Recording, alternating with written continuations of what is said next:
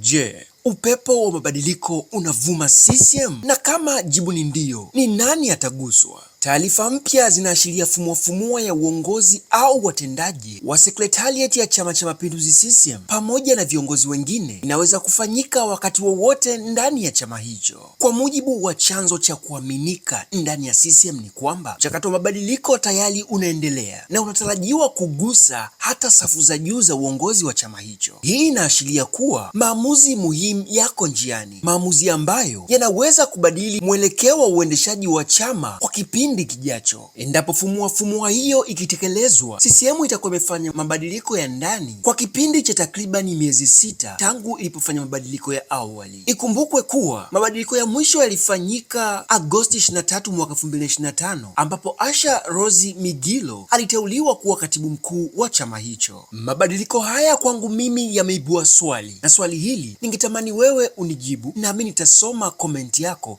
na kukujibu pia. Swali ni je, mabadiliko haya ni sehemu ya mkakati wa kuimarisha ufanisi wa uongozi au ni dalili ya msukumo wa ndani unaolazimisha marekebisho ya haraka katika safu za maamuzi? Swali langu la pili kwako ni, wakati macho ya umma yakielekezwa ndani ya CCM, kinachosubiriwa si majina pekee, bali ni mwelekeo wa chama katika hatua zinazofuata. Je, fumua hii italeta uthabiti wa uongozi au itafunga ukurasa mpya wa mabadiliko makubwa ndani ya CCM? Hata hivyo, wachambuzi wa masuala ya kisiasa Tanzania wanasema huenda kukawa na mabadiliko hayo hasa wakati ambapo CCM inatakiwa ijikite katika kuitetea serikali pamoja na maandalizi ya uchaguzi mkuu wa ndani ya chama hicho. Duru za ndani zinasema hata kikao cha kawaida cha kamati kuu ya halmashauri kuu ya CCM kilichoketi jana Jumatano kiliongozwa na mwenyekiti wa chama hicho Rais Samia Suluhu Hassan huenda ni sehemu ya mpango huo. Taarifa zinadai sekretarieti ya CCM huenda ikamgusa Dr. Rose Migiro aliyewahi kuwa katibu mkuu wa Umoja wa Mataifa UN pamoja na viongozi wengine kadha waandamizi. Kuna mabadiliko makubwa yanakuja. Dalili zote zinaonyesha sekretarieti ya Dr. Migiro huenda ikafumuliwa. Wapo ambao hawaendani na kasi ya kipindi hiki ambacho chama kinapaswa kusimama na serikali kutokana na yaliyotokea Oktoba 29 mwaka jana, kimedai chanzo hicho na kuongeza kuwa unajua, mwakani kuna uchaguzi wa ndani ya chama, kwa hivyo unapaswa kuwa na timu imara kweli, na baadhi ya wajumbe nasikia wameomba kupumzika kwani heka zimekuwa kubwa na presha inaongezeka, hivyo wameona pumzi inakata mapema. Chanzo hicho kimedai kuwa baada ya kamati kuu NEC kukutana wakati wowote, kinachosubiriwa ni halmashauri kuu ambayo huko sasa kuna lolote linaweza kwenda kutokea. Wacha tusubiri. Ikumbukwe kwamba Dr. Rose Migiro aliuteuliwa kushika wadhifa huo Agosti 23 mwaka 2025, siku ya 5 kabla ya CCM kuzindua kampeni zake za kukitetea kiti cha urais Agosti 28 mwaka 2025.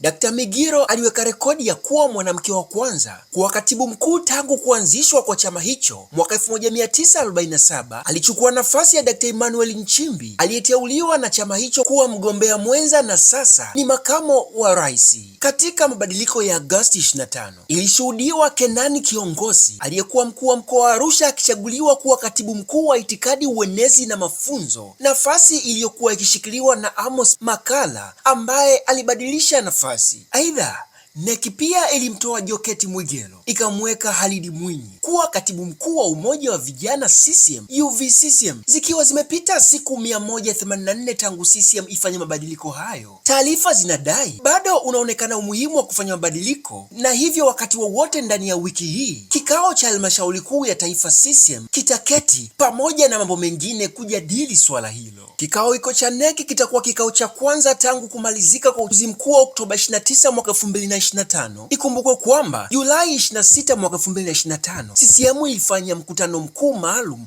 kwa njia ya mtandao, na katika mkutano huo wajumbe kutoka mikoa na wilaya mbalimbali walishiriki na kupitisha mambo kadha ya chama ikiwemo mabadiliko ya katiba. Vyanzo vingine vinaeleza kuwa vikao hivyo vya CCM vitapokea taarifa kuhusu kikao cha kamati kuu maalum ya CCM Zanzibar kilichotokea Februari 19 mwaka 2026 chini ya makamu mwenyekiti wa CCM Bara, Rais wa Zanzibar Dr. Mwinyi, ambapo wajumbe walijadili maendeleo ya mazungumzo ya kupata mabadiliko kati ya CCM na ACT Wazalendo kuhusu serikali ya umoja wa kitaifa SUK Zanzibar. Sasa kwenye pitapita zangu kwenye mitandao ya kijamii nikakutana na gazeti la Mwananchi la mtandaoni. Wamepata maoni kutoka kwa wachambuzi mahiri na wakubwa kabisa nchini Tanzania kuhusiana na masuala haya ya kisiasa. Tukianza na mchambuzi wa siasa David Richard Mbunda, anasema haishangazi kuwa hivi sasa ni wakati ambao CCM inatakiwa iwe active, ikiwemo kuitetea serikali iliyoko madarakani. Chama kinatakiwa kiwe mstari wa mbele kubuni mbinu na mikakati kabambe itakayoweza kuitetea serikali.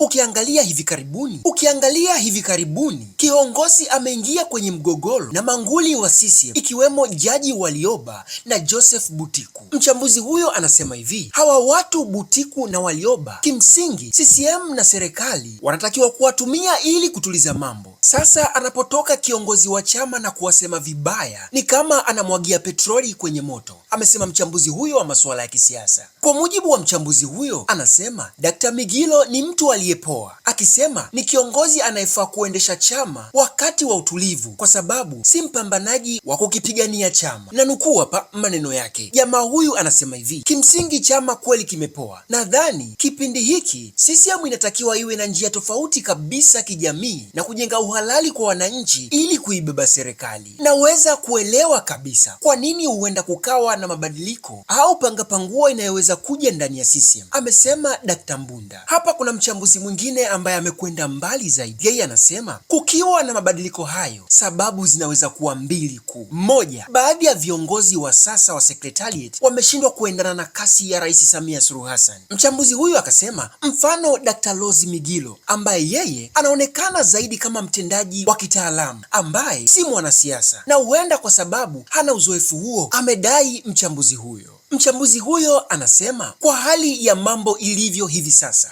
CCM inahitaji katibu mkuu anayefanana na Abdul Kinana, mwenye uwezo na utulivu wa kuchambua mambo katika mitazamo ya kisiasa. Mchambuzi huyu anasema Abdul Kinana anaweza kuifanya nyeupe ikaonekana kuwa nyeupe au kuwa nyeusi. Huyu ana ufahamu, mzoefu na ana mbinu za kucheza michezo ya kisiasa. Hivyo CCM inahitaji katibu mkuu wa aina hii, maana siasa ni kitu kingine kabisa. Tangu kumalizika kwa uchaguzi mkuu wa Oktoba 29 mwaka 2025, Secretariat ya CCM haijaona nguvu ambayo wananchi wanaitegemea. Kuna hoja nyingi za nchi zinazungumzwa, lakini hoja hizo hazijapata majibu yanayoridhisha kutoka ndani ya CCM. Mchambuzi huyu amesema hivi, namnukuu, inavyoonekana ndani ya CCM wakati wa kupitisha wagombea ubunge na udiwani kulikuwa na malalamiko hasa waliokatwa. Ukiangalia nguvu za waliopo sasa na ukiunganisha CCM na uchaguzi wa mwaka 2027, lazima kuweka Secretariat nzuri, lazima wapate safu nzuri ya kuingia nayo kwenye uchaguzi wa ndani wa mwaka 2027. CCM ni chama kikubwa, kuna mambo mengi, siri wanazihifadhi, lakini unapoona wanafanya mabadiliko hayo, ujue wanarekebisha mapungufu yaliyopo. Kuna siku 100 za Rais Samia zimekamilika hivi karibuni. Kuna baadhi ya ahadi alizitoa ikiwemo upatikanaji wa katiba mpya, haijatekelezwa katika siku hizo. Makame amesema huenda kukawa na hayo mabadiliko ili kupata Secretariat itakayosimamia mchakato huo wa katiba, lakini pia ni sehemu ya maandalizi ya kujipanga na uchaguzi wa ndani wa CCM wa mwaka 2027 na ule uchaguzi mkuu wa mwaka 2030. Mchambuzi huyu amesema CCM wataukabili vipi mchakato huu kama Secretariat ipo legelege? Lazima kuwepo na Secretariat imara. Uchaguzi wa mwaka 2030 utakuwa mzito ndani ya CCM. Nini maoni yako kuhusiana na wachambuzi hawa? Lakini wewe pia siku ya leo unaweza ukawa mchambuzi wangu hapa kwenye comment section. Nichambulie habari hii kichambuzi zaidi, nami nitasoma na kuijibu. Ili kuwa mtu wa kwanza kupata habari zetu, tafadhali usisahau kusubscribe, kulike na kucomment.